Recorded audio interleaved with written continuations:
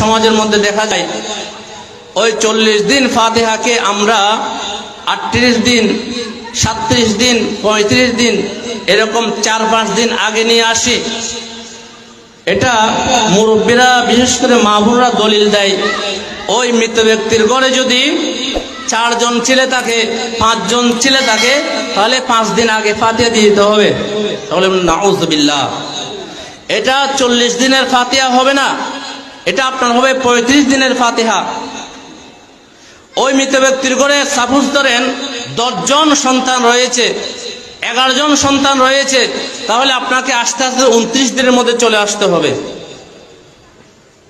সেই জন্য কিতাবের নিয়ম হচ্ছে 40 দিন যেই দিন হবে সেই দিন আপনাকে 40 দিনের ফাতিহা আদায় করতে হবে। এই 40 দিনের মধ্যে ফাতিহা আদায় করলে একটা